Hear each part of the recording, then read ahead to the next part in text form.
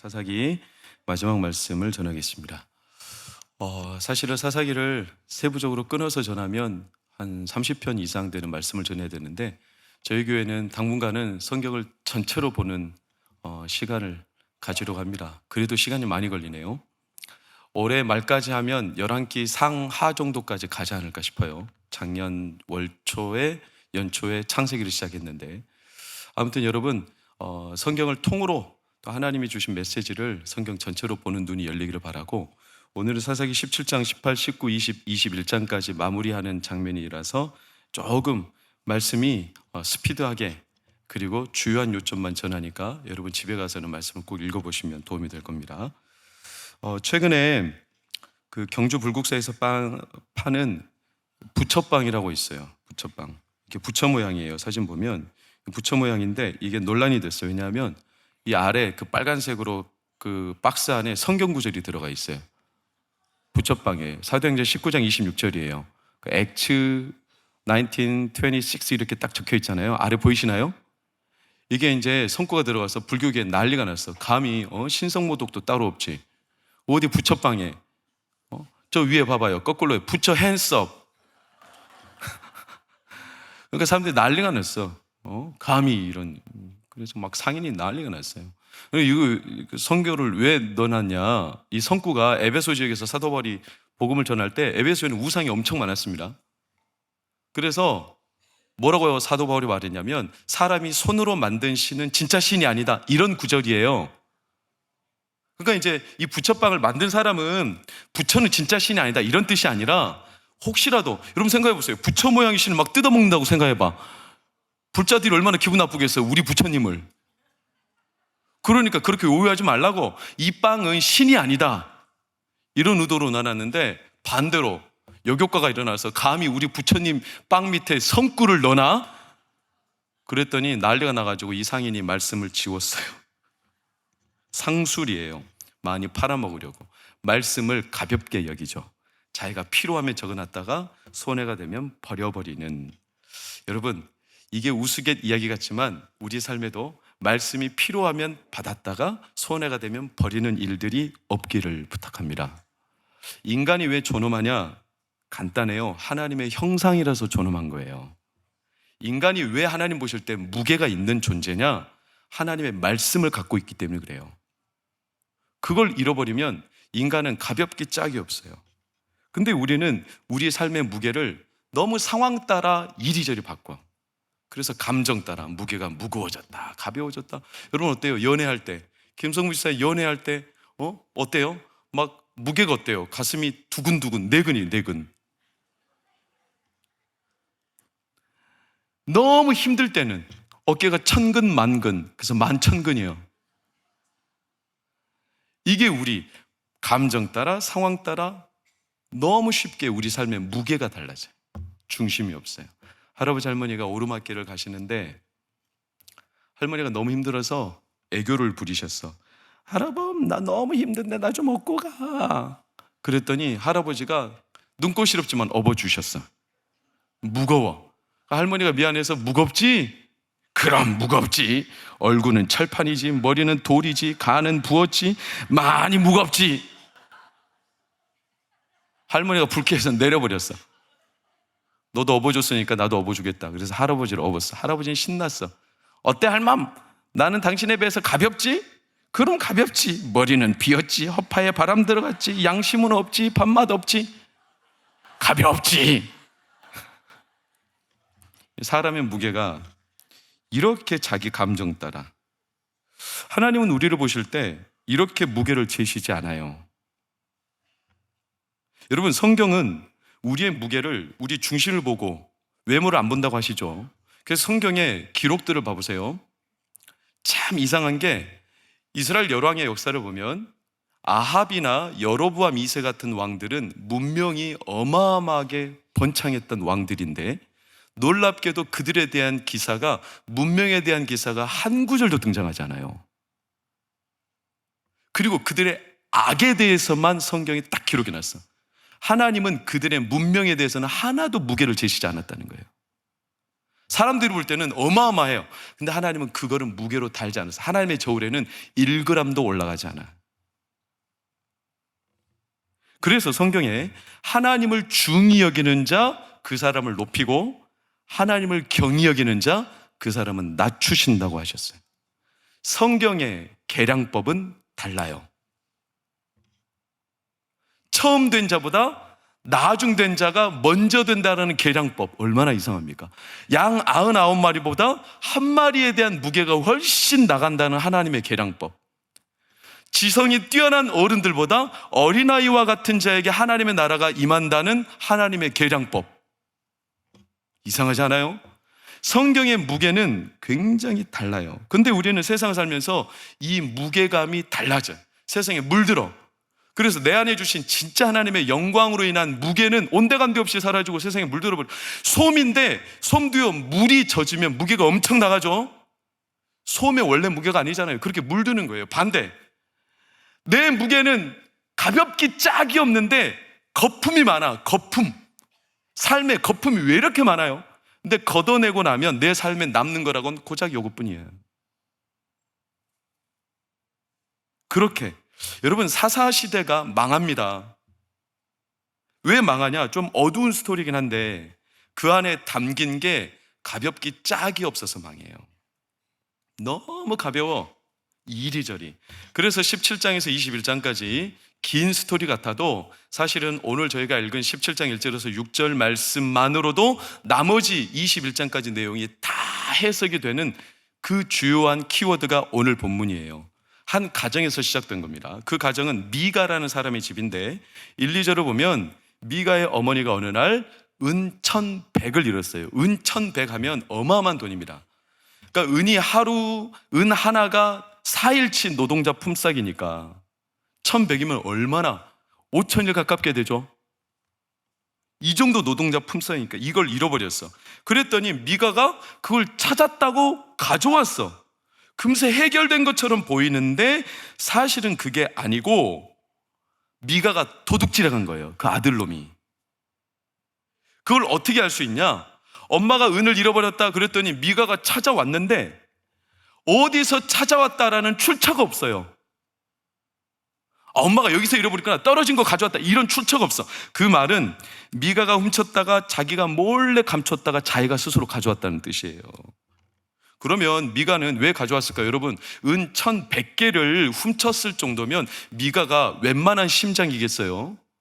어마어마한 강심장이죠. 도둑 중에서 대도 아니겠어요?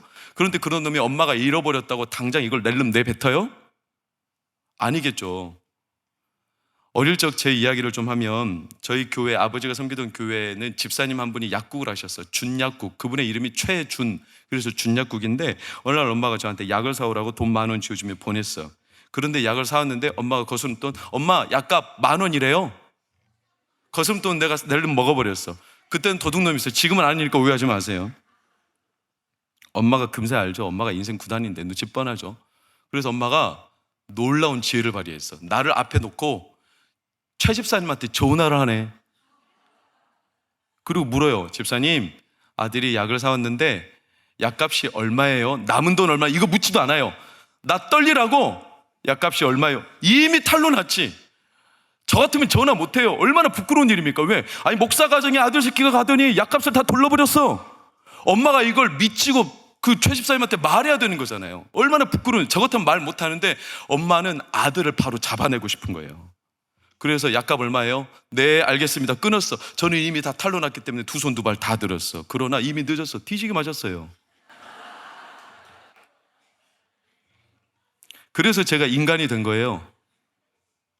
여러분, 미가가 괜히 은 1,100을 바로 가져왔겠어요? 2절 보세요. 자세히 들여다보면 엄마가 저주를 퍼부어버려요. 그것도 누구 귀에다가? 내 귀. 미가가 들으라고 그 앞에서 저주를 퍼부. 이 엄마도 보통 분이 아닙니다. 그랬더니 미가가 너무 화들짝 놀라서 가져온 거예요. 그래서 2절 마지막 빨간색 시작. 얼마나 훈훈하게 마무리니까. 아들을 용서하면서 그래, 내가 널 용서할게, 이렇게 마무리된 것 같죠. 근데 그 뒤 3절을 보면 아주 이상한 낌새가 나오죠. 아들을 훈훈하게 마무리하는 것 같은데 내가 이 아들을 위하여 뭐를 만든다? 신상을 만든대. 그러면서 내 아들이 복받기를 원해서 신상을 만드는데 이 은을 누구에게?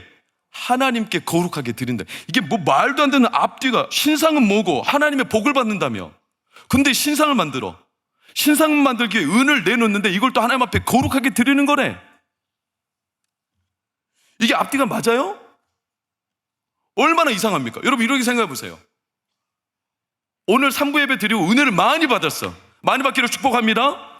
그래서 많이 받았는데 어떤 집사님이 가더니 사자함에다가 헌금을 해. 그런 격이랑 뭐가 달라요? 완전히 콩가루죠. 뭐가 뭔지 모르죠. 무게가 없죠. 중심이 어디 있는지 모르죠. 4절 보세요. 그래서 신상을 만듭니다. 미가의 집에 그걸 둡니다. 한술 더 뜨죠. 5절을 볼까요? 거기다가 아예 신당을 차려버리죠. 미가는 진짜 웃긴 상황. 자기 아들 아무나 데려다가 제사장으로 삼아버리네. 여러분 제사장은 누가 할 수 있죠? 레위인만 할 수 있죠. 하나님이 특별하게 구별된 민족으로 세우셨죠. 레위인 외에는 제사장을 할 수 없어요. 근데 미가가 어느 날 야 너가 그냥 제사장해 하더니 한 아들을 제사장 세워버려요. 그러면서 이 사건의 결론을 6절을 보시면 그때 이스라엘의 왕이 없으므로 사람마다 자기 소견에 오른 대로 행했더라. 여러분 이게 사사기 3번, 4번 등장하는 사사기의 대표 구절인데 사사시대를 표현할 때 쓰는 표현이에요. 미가의 집을 가지고 이렇게 결론 내렸다는 것은 이 한 가정에서 일어난 일이 그 가정의 해프닝이 아니라 이 가정에서 일어난 이 무게도 없이 그냥 하나님께 복받는다 하여 신상 만들고 이걸 거룩히 드린다 하면서 정작 신상을 위하여 신당을 차리고 아무나 제사장 선발해서 제사 드리고 이렇게 무게도 뭣도 없이 살아가던 미가의 집이 사사시대 전체로 성경은 보고 있다는 거예요. 한 가정의 스토리가 아니에요. 그 안에 담아있는 게 가볍기 짝이 없어. 무게가 없어. 하나님 보실 때. 그리고 이 가정의 스토리가 사사기에 어떻게 마지막까지 번져가는지 여러분 좀 긴 내용이지만 주요한 내용만 보세요. 장면이 바뀌었어요. 미가의 집에 그런 일이 있었습니다. 그리고 7절을 보면 유다족 속에 속한 한 청년이 자기 거류할 곳을 찾아 떠나요. 이 청년은 누구예요? 이 청년이야말로 진짜 제사장이 될 수 있는 레위인이에요. 제사장이에요. 근데 이 청년의 행보를 유념해서 문제의식 가지고 봐야 되는 게 8절에서 9절을 볼까요? 그 성읍 유다 베들레헴을 떠났다. 여러분 레위인은요 자기 기업이 없습니다. 그 말은 자기가 살아가야 되는 토양이 레위 지파에게는 없어요. 루벤은 땅이 있고 유다는 유다의 땅이 있어요. 그럼 레위인들은 어디서 사냐면 12지파로 흩어났어. 왜? 지파마다 들어가서 다른 지파 사람들이 하나님을 무게중심 두고 바라보고 신앙을 지켜 살도록 레위인들이 그 중심을 잡아주는 역할을 하는 거예요. 그러니까 레위인들은 다른 지파 안에 들어가 살아. 그리고 평생 거기서 살다가 뼈를 거기서 묻어야 돼요. 레위 지파에 파송된 사람을 유다 지파에 파송된 레위인은 거기를 떠나면 돼요, 안 돼요? 안 되는 거예요. 근데 유다 베들레헴을 어떻게 했어요? 떠나버렸어요. 왜? 자기 살 곳 찾겠다고. 이거부터가 문제죠. 그럼 갔어요. 떠난 것도 문제지만 가다가 누구를 만나냐면 미가의 집을 만났어요. 근데 미가의 집을 봤더니 거기에 누가 있냐면 레위인도 아닌데 제사장이 있어. 신상을 만들었어. 신당을 차려놨어. 그러면 여러분 같으면 어떻게 하겠어요? 바로 잡아줘야 되겠죠. 아니 버젓이 레위인들이 있는데 엉뚱한 놈을 잡아다가 레위인 만들고 제사장 만들고 거기다가 신당을 차려서 야 너희들 지금 뭐 하는 짓이냐? 어디서 잡종 개 사이비를 데려다가 신당 차려놓고 이걸 하나님을 예배하는 제사장으로 세워놓고 그럼 되겠어? 이렇게 중심을 잡아줘야 되는 게 레위인인데 이 레위인이 어떻게 했냐? 미가가 레위인한테 제안을 해요. 10절을 보면 야 레위인아 너 나를 위해서 우리 아버지 우리 집의 제사장이 되자. 내가 돈 줄 테니까. 오늘날로 말하면 고용을 하는 거예요. 고용을. 그래 레위인이 뭐라고 하냐 11절을 보세요. 그 레위인이 그 사람과 함께 거주하기를 어땠다? 만족했다는 거예요. 그리고 그 아래 빨간색 시작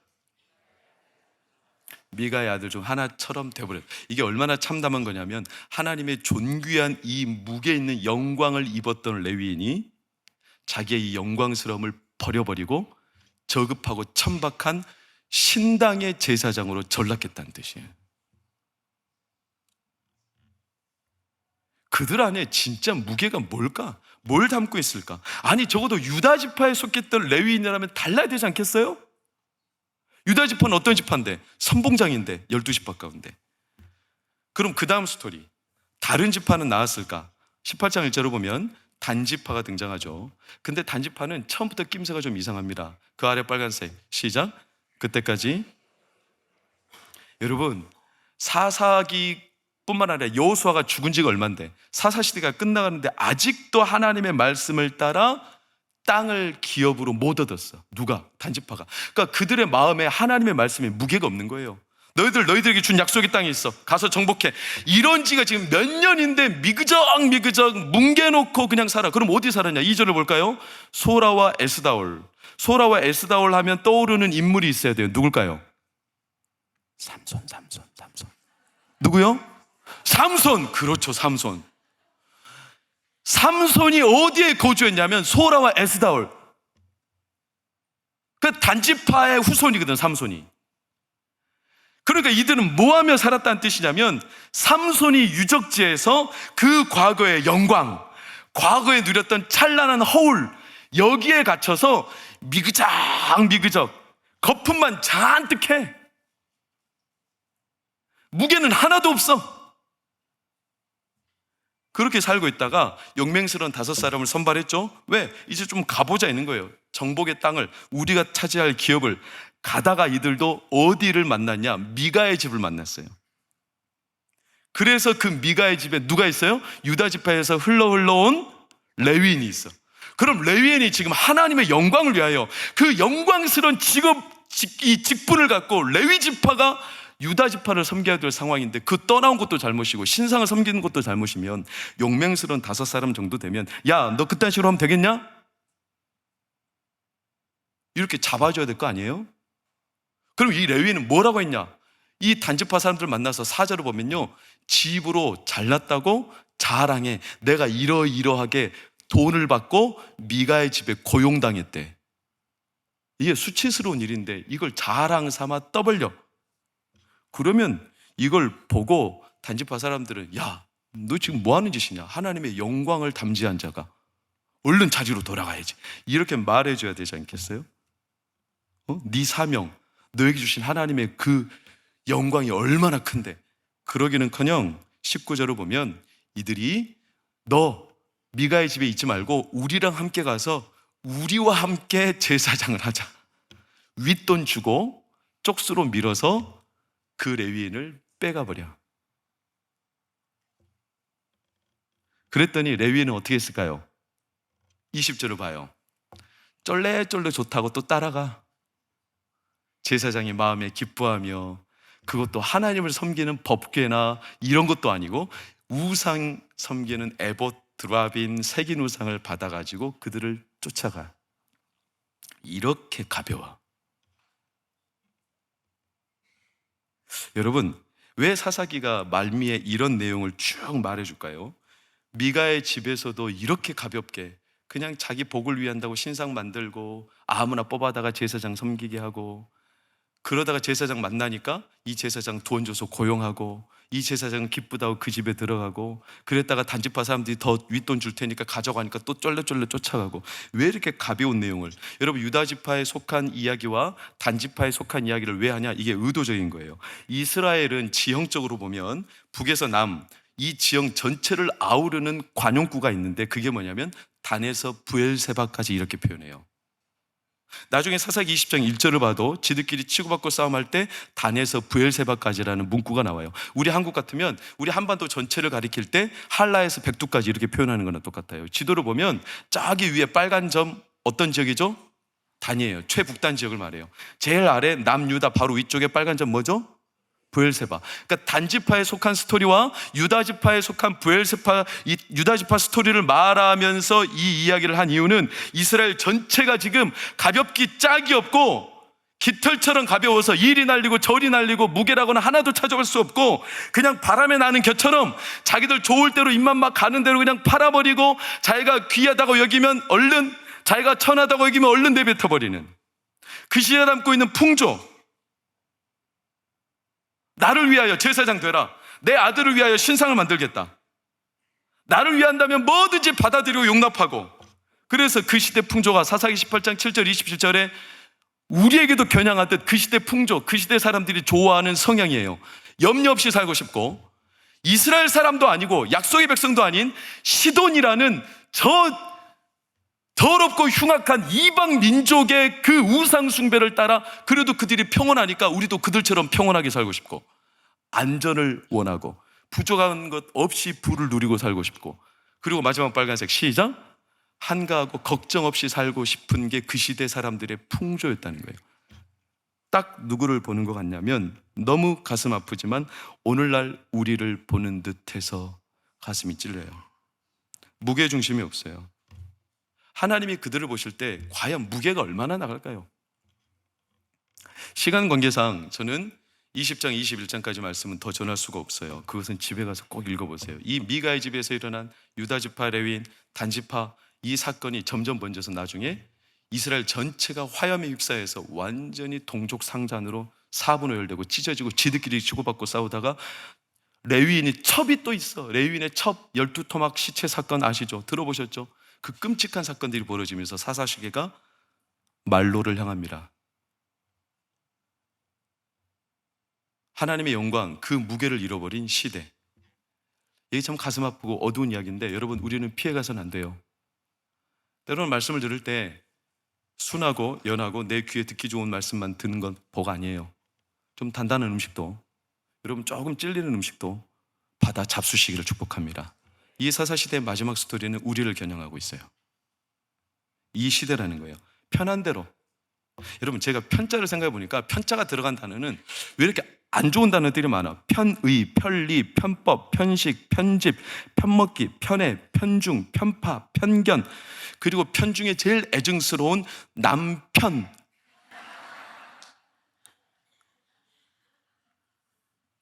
남편들 죄송합니다.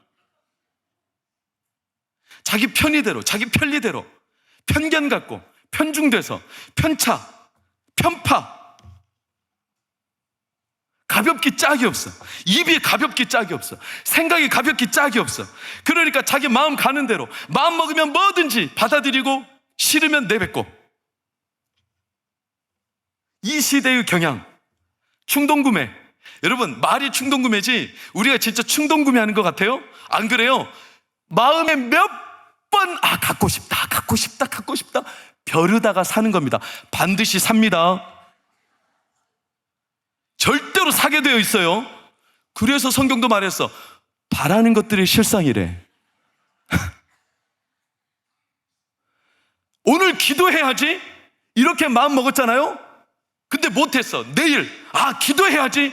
마음이 더 단단해질까요? 약해져 갈까요? 이상하게 그런 마음은 약해져 가요. 안 강해져.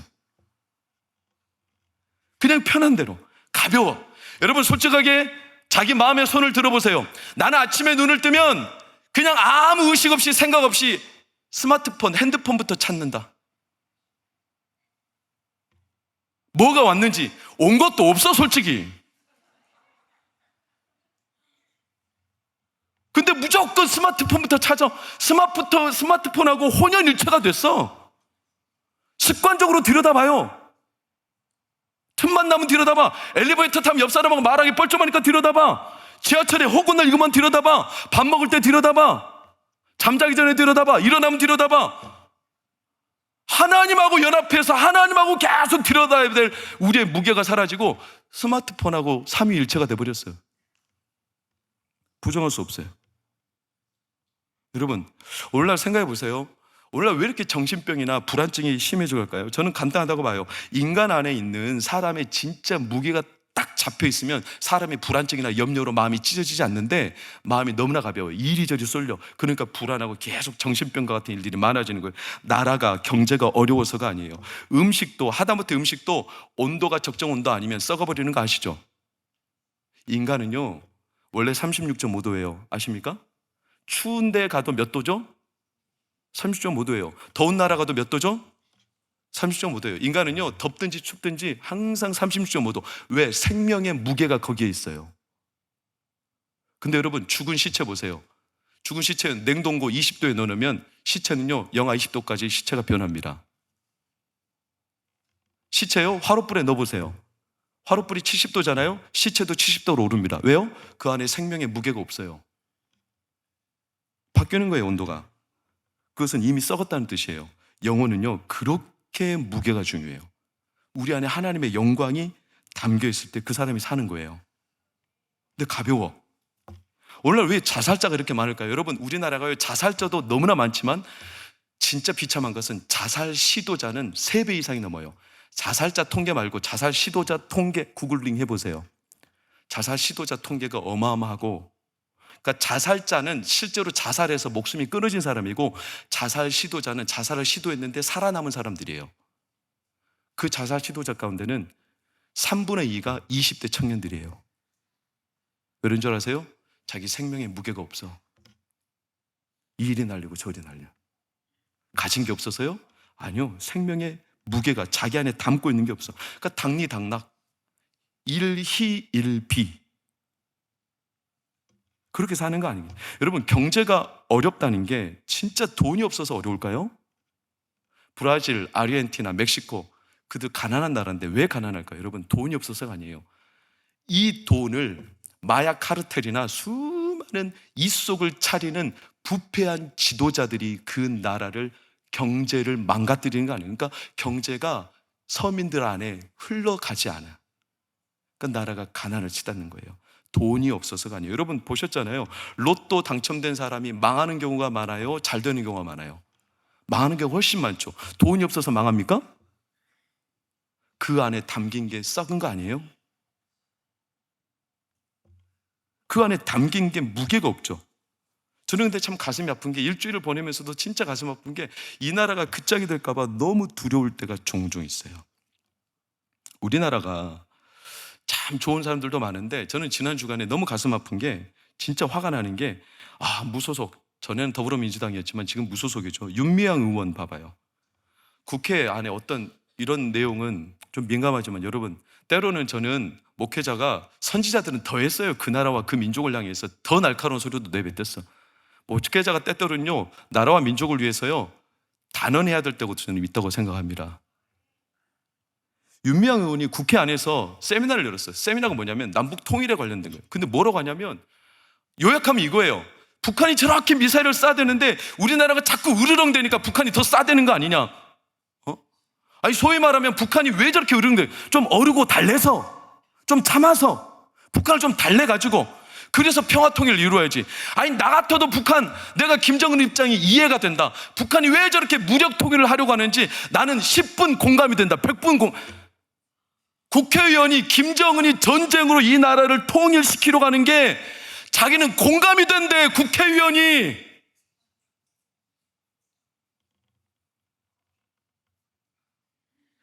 뭘 담고 있는 거예요? 이 나라 국회의원이. 그렇게 좋으면 북한으로 넘어가시든가.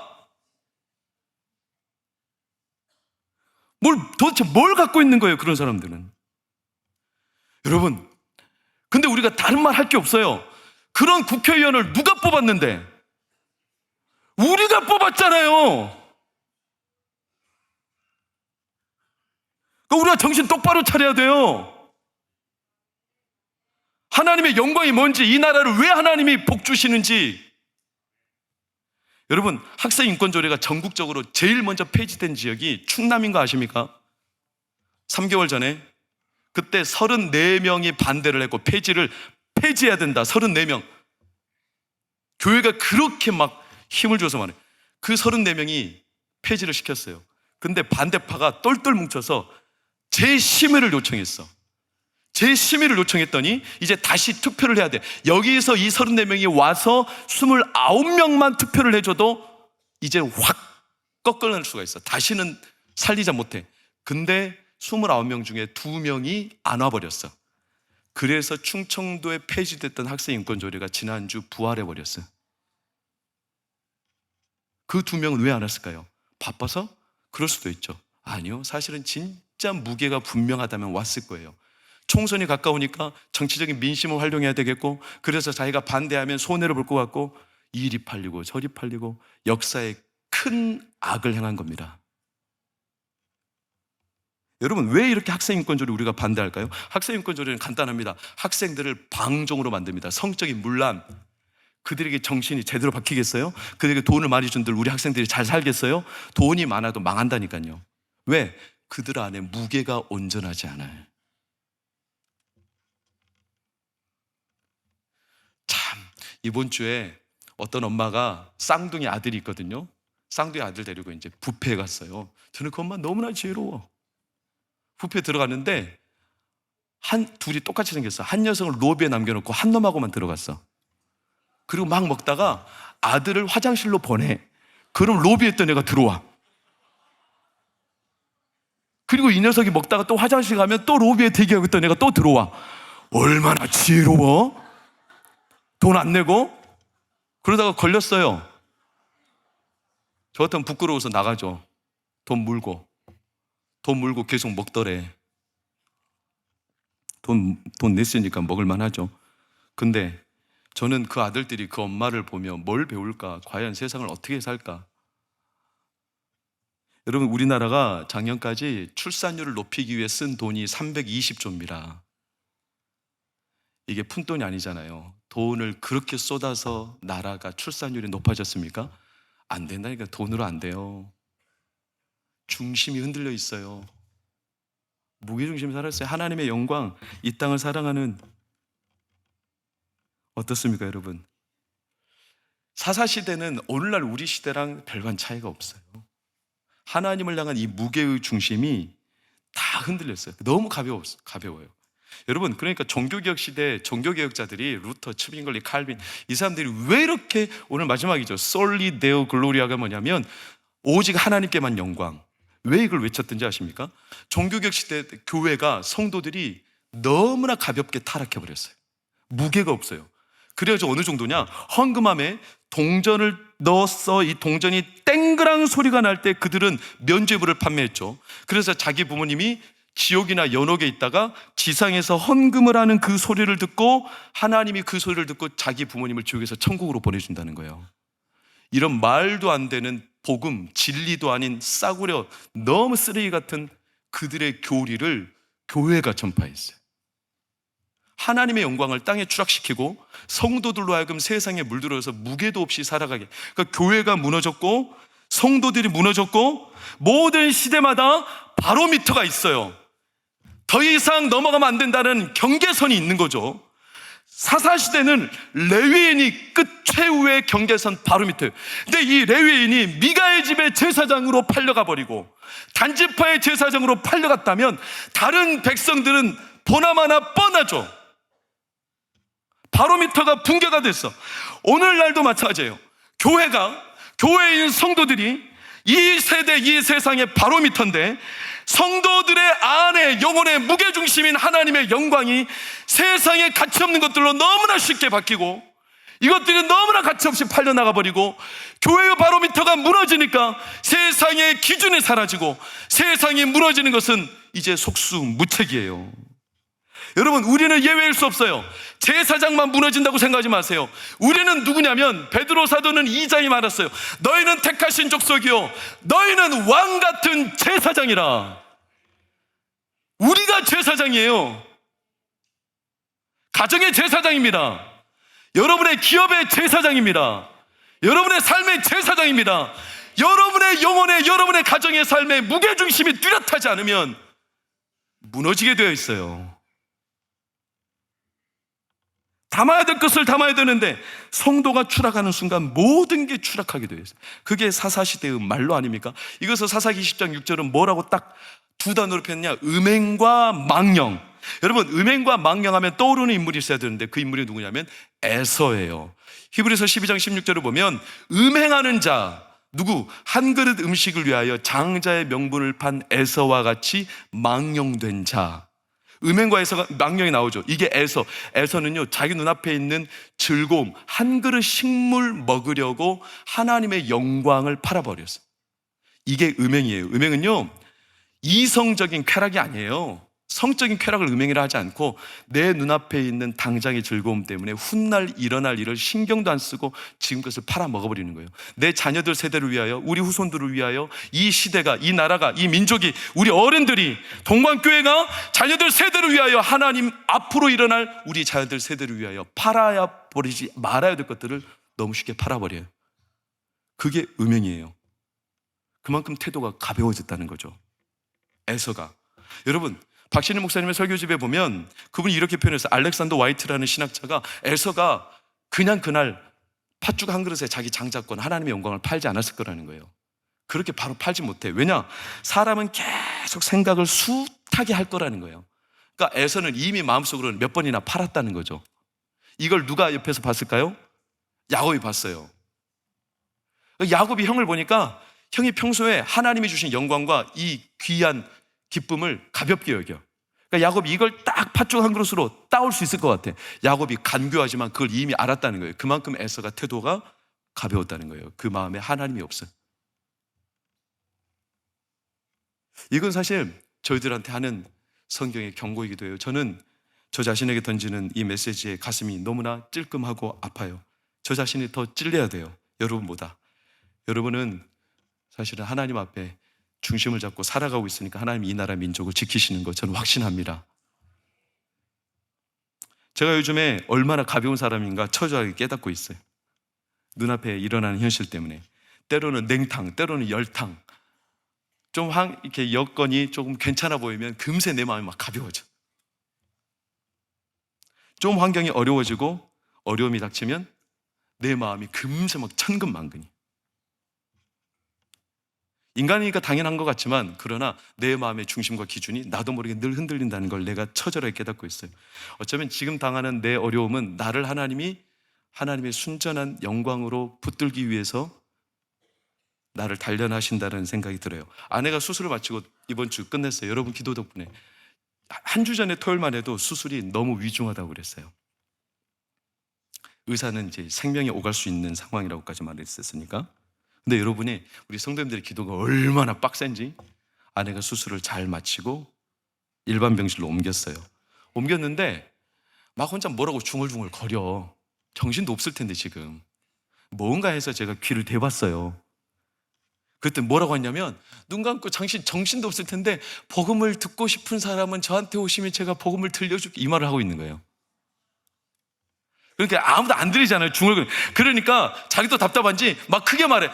제가 복음을 들려드릴게요. 저한테 오세요. 이걸 하면 얼마나 가슴. 근데 제가 여보 좀 가만히 기다려. 제가 믿음이 더 없지. 지금 자기는 급한 거예요. 자기가 죽음의 눈앞에 가보니까 복음을 드려야 될 사람들이 병실이 가득한 거죠. 복음을 들을 사람 오라는 거예요. 못 와요. 그 사람들 다 중병이라. 근데 오라는 거예요. 그래서 제가 아내한테 알았어. 그럼 나한테 먼저 복음을 들려주면 내가 들을게. 아내가 저한테 막 복음을 한 5분 정도 들려줬어요. 제가 그리고 회개하고 아내한테 미안하다고 그랬어요.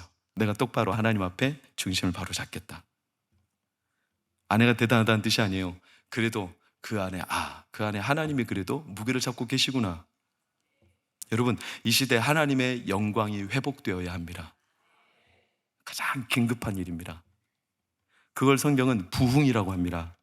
부흥은요, 인간적인 노력으로 이루어지는 이벤트가 아니라 부흥은 하나님이 자기 영광을 드러내는 거예요. 사람들을 꼼짝없이. 그래서 사람이 누군지 보여주시는 이 부흥. 그 부흥, 영광이 회복되면 사람들이 깨닫게 돼요. 너무 부끄럽죠. 내가 이 하나님의 큰 영광을 받은 사람인데 이 큰 영광을 받은 내가 세상의 그 수많은 것들로 가볍게 이 무게도 못 잡고 팔아버리고 우리가 이 예수 그리스도로 말미암아 생명을 얻은 이 귀하고 영광스러운 자인데 내가 이걸 팔아버리고 이걸 깨닫게 되는 거예요. 그러니까 대한민국은, 우리나라는, 우리 교회는, 여러분의 가정과 우리의 삶은 하나님의 영광이 회복되어야 합니다. 그러면 사는 거예요. 사사시대 이 마지막 절망의 땅에 그래도 소망의 한 구절이 있는 거 아십니까? 20장 28절. 그 멸망의 끝자락에 아론의 손자인 엘르아살의 아들 비느하스가 그 앞에 모시고 섰더라. 뭘? 하나님의 법궤 앞에 여전히 우두커니 주저앉아 무릎 꿇어 하나님 이 땅이 이렇게 망해가는데, 하나님의 영광을 이렇게 팔아버리는 사람들이 이렇게 득세하는데, 그래도 무릎 꿇고 앉아 하나님의 영광을 사모하며 그 영광의 무게를 갖고 있던 비느하스. 이 비느하스가 누군지 아시죠? 민수기 25장에 보면 이제 가나안 땅에 들어간 이스라엘 백성들이 이 영광을 맛보았어도 마지막에 얼마나 어처구니 없는 사건이 발생하냐면, 유대인 지도자 한 사람이 하나님이 시퍼렇게 눈뜨고 있는 그 법궤와 성막 그리고 주변에 12지파가 진을 쳤는데, 미디안 여자 한 명을 데려와, 고수비라고 해요. 고수비를 데려오더니 그 여자를 자기 장막에서 음행을 벌여. 이렇게 가볍게 하나님의 영광을 팔아먹는 자가 지도자 중에 있었어. 비느하스가 이때 이걸 보고 열받았어요. 감히 하나님의 영광이 눈앞에 있는데 이걸 팔아버려? 그래서 비느하스가 창을 들고 가서 남녀를 꽂아버려요. 창이 꿰뚫죠. 그때 11절, 12절, 13절이 이렇게 기록되어 있어요. 비느하스가 내 질투심으로 질투하여 내 노를 돌이켰다. 온 사람들이 하나님의 영광을 값없이 가볍게 팔아넘기지만, 내가 이 비느하스 한 사람의 영광을 사모하고 영광의 무게중심이 뚜렷한 사람 때문에 내가 그에게 평화의 언약을 주리라. 그 땅을 지키시겠다는 거였어요.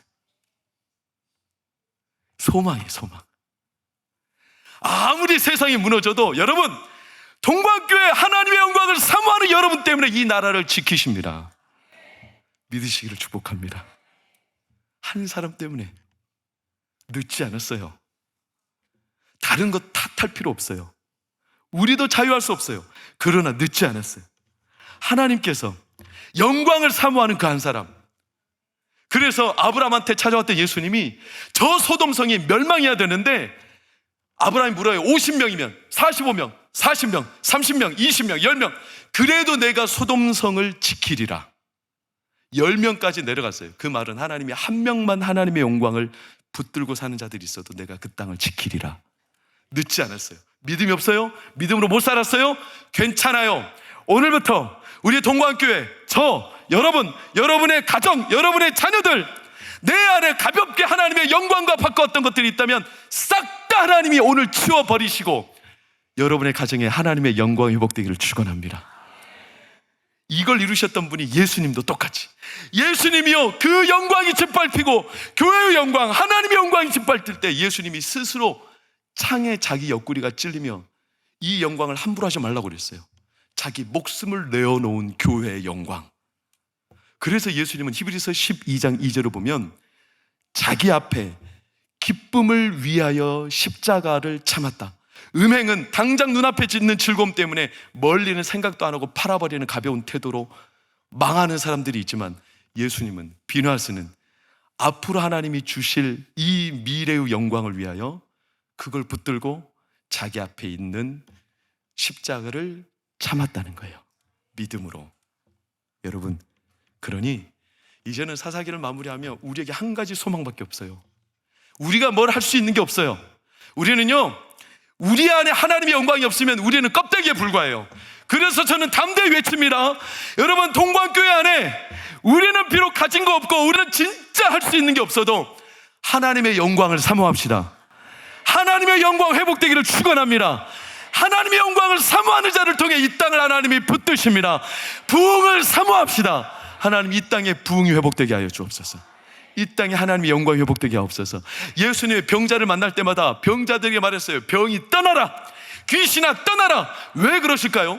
인간은 하나님의 영광이 임해야 되는 하나님의 형상인데, 감히 그 영광에 병 같은 그 자잘한 것들이 들어가서 영광을 꿰차고 있어요. 귀신 같은 흉악하고 더러운 것들이 그 인간의 중심에 들어가 있어. 감히 내 자녀에게, 감히 내 자녀인 하나님의 형상에게 영광에 비할 게 없는 쓰레기 같은 것들이 들어가 있어. 예수님은 용납할 수 없었어요. 병아, 이 너절분하고 더러운 것들아 떠나가라. 귀신아 떠나가라. 이 사람은, 이 성도는, 이 권사님은, 이 집사님은, 이 목회자는, 이 장로님은 하나님의 영광에 합당한 자이니 모든 더럽고 추한 것들 떠나가고 하나님의 영광이 들어갈지어다. 하나님의 영광이 임하기를 축복합니다. 그리하면 우리 안에 있었던 병들이 불이 났게 떠나갑니다. 하나님의 영광이 드러날 때 귀신들이 떠나갑니다. 여러분, 가정 회복됩니다. 반드시 회복됩니다. 믿음이 없었어도 오늘부터 영광이 임하면 회복됩니다. 믿으시는 분 아멘 하십시오. 하나님, 내 영광이 하나님의 영광으로 채워지게 하여 주옵소서. 쓰레기 같은 것들 다 떠나가고 여러분의 가정 구석구석 모든 잡다하고 흉악의 결박 하나님 오늘부로 다 끊어내시면 예수 그리스도의 영광이 가득 찰 줄 믿습니다. 그리할 줄 믿습니다. 그렇게 하나님이 일하실 걸 믿고 동광교회 안에 하나님의 영광의 충만함이 일어나기를 예수 이름으로 축원합니다.